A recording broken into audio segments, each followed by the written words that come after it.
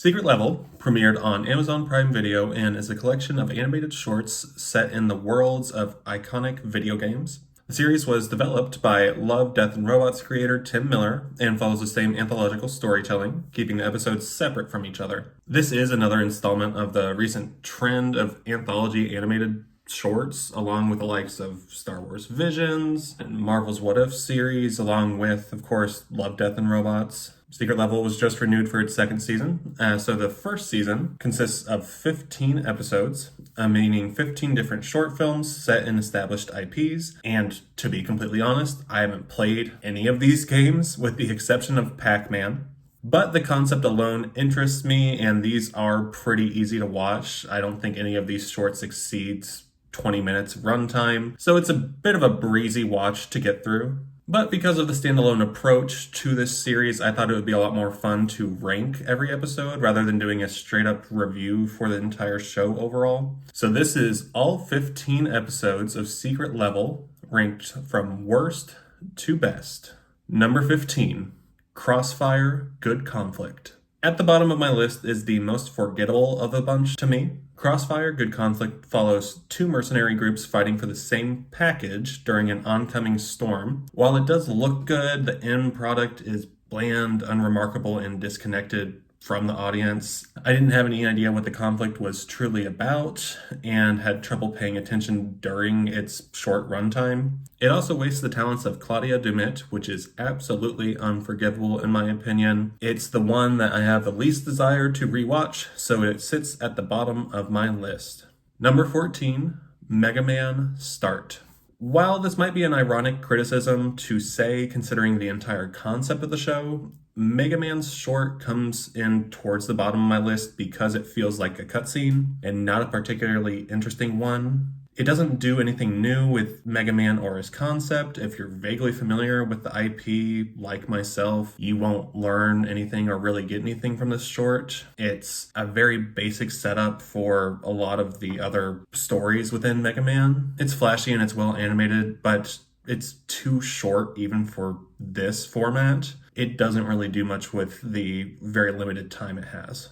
Number 13, Playtime Fulfillment. This is the episode that'll get more ire than it deserves. Playtime Fulfillment is fun and harmless, but it ultimately feels like a glorified ad for Sony's properties within PlayStation. While it's not necessarily a bad thing, I think a lot of people will be disappointed with the approach of having certain characters like Kratos appear for 5 seconds for the sake of marketing the show. The story about the delivery driver breaking free with an alien object would be more interesting on its own, not being hindered by shoehorned references. And even with the shoehorned references, they only really show a couple properties despite being PlayStation.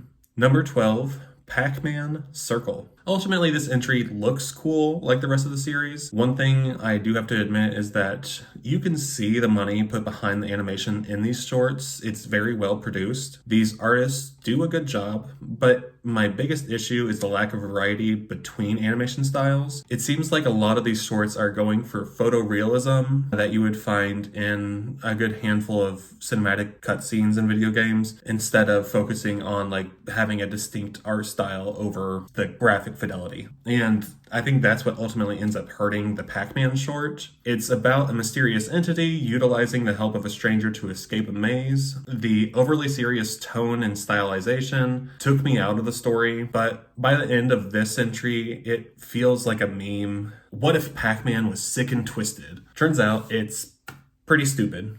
Number 11, Spelunky Tally. Finally, the only short with a distinctly different animation style. Spelunky is a charming story about a young girl learning how to deal with her deaths on her spelunking excursions. While the concept really only seems to emphasize a mechanic in the game itself, it's not the only episode here to do so, and I found this one to be fun and a nice change of pace. Number 10, Dungeons & Dragons: The Queen's Cradle. Finally getting into the episodes that tried to tell an actual story.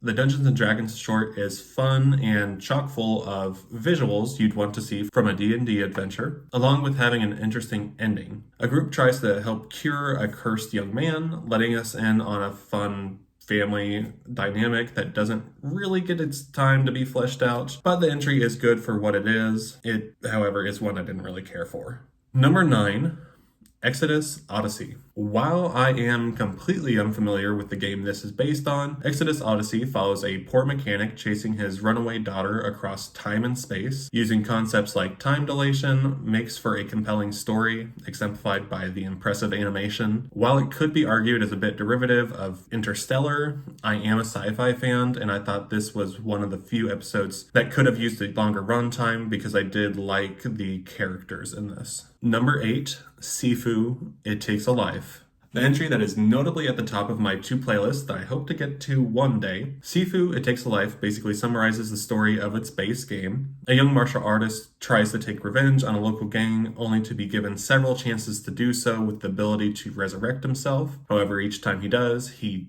ages rapidly. This focuses on the core mechanic for the game, but with well choreographed action, well designed stylization for the animation, it does a better job overall than Spelunky, and it only makes me want to play the original game even more. Number 7, Armored Core Asset Management. As far as my expectations went, this is possibly the most disappointing entry on here for me, mostly because of its leading actor. Keanu freaking Reeves plays the lead mech pilot embarking on a mission that might unveil some much-needed answers for himself. While it does bolster a solid performance from Reeves and a fantastic set piece, the short doesn't quite live up to what I was hoping for, with the ending leaving me feeling a little bit more empty than I expected. And it could entirely be my fault because I did watch all of these very late at night and I was very tired, so that's on me. But it does bring us into the episodes of the show that I'd actually be interested in rewatching. Number 6, The Outer Worlds, The Company We Keep.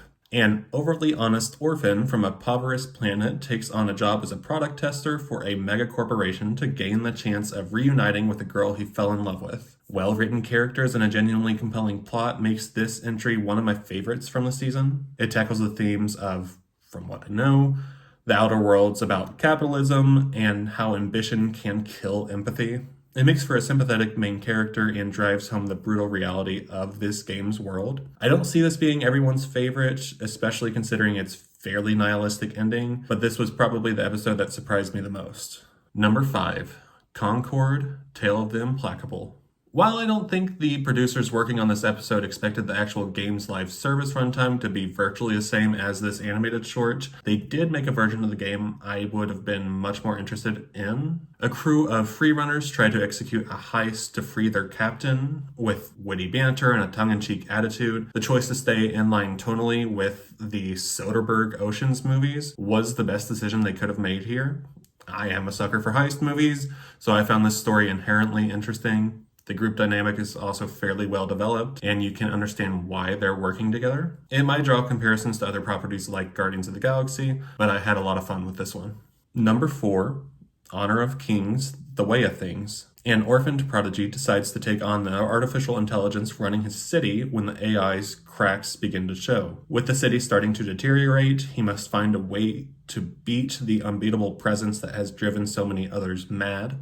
The back and forth between the main character and the AI makes for a battle of wits while they're playing a literal board game. It is the whole figurative and literal chess game approach, but it is entertaining. The protagonist is quickly fleshed out and we understand his motivations. While the AI makes for a supposedly benevolent presence, it is very intimidating. And with some beautiful animation throughout, I can easily see why this has been some people's favorite. Number 3, New World, The Once and Future King.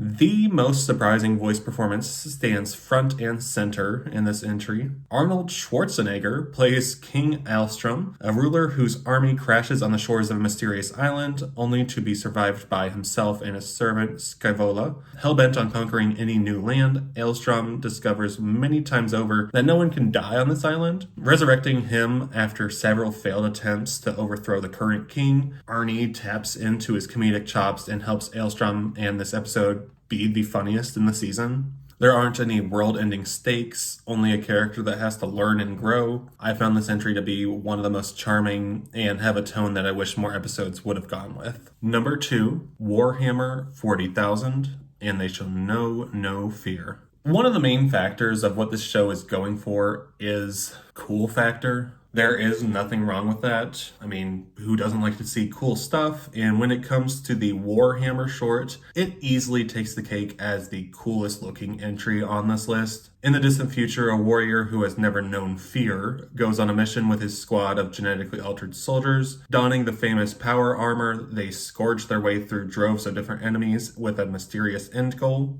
only to find what could be a mutant sorcerer. This short is almost entirely without dialogue. It relies heavily on visual storytelling. The violence in action is well thought out and feels like it has genuine weight to it. There are several oh shit moments throughout. The visuals, once again, are the strong suit of this show. The post-apocalyptic setting enhances the atmosphere of this battle. The ending makes for a genuinely creepy sequence and helps this solidify itself as what will probably be the most talked about episode in this season. And my number one, Unreal Tournament Xan. Did I expect this to be my number one? Not even close. Do I think this is easily the best episode in the entire season?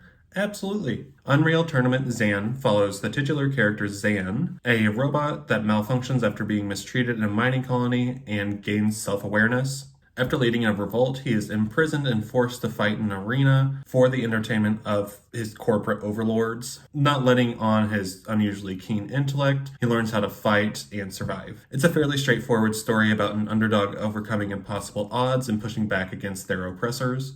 I haven't played Unreal Tournament, but in the short, the robots are essentially slaves to humans, seen as brainless and disposable. The arena combat itself is a lot of fun and creative in its actions. I found myself quickly rooting for Xan to find his way out. I love stories about rebellion, and this is basically a mixture of Star Wars and Gladiator. If you like either of those things, you'll probably like this one. Along with some properly snooty corporate villains and a cathartic ending, this was the most memorable episode of the show to me.